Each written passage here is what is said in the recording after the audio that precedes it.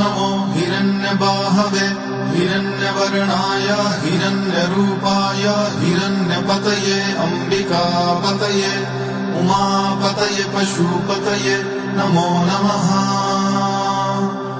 ईशान सर्वविद्यानां ईश्वर सर्वभूतानां ब्रह्माधिपते ब्रह्मणोऽधिपते ब्रह्मा शिवो अस्तु सदाशिवोऽहम्। तत्पुरुषाय विद्महे वाग्विशुद्धाय धीमहि तन्नो शिव प्रचोदयात्।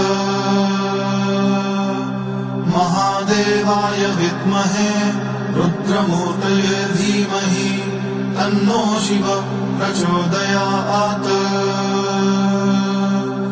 नमस्ते अस्तु भगवन् विश्वेश्वराय महादेवाय त्र्यम्बकाय त्रिपुरान्तकाय त्रिकाग्निकालाय कालाग्निरुद्राय नीलकण्ठाय मृत्युञ्जयाय सर्वेश्वराय सदाशिवाय श्रीमन्महादेवाय नमः।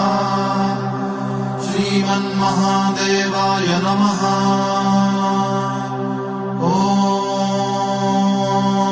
शान्ति शान्ति शान्तिः।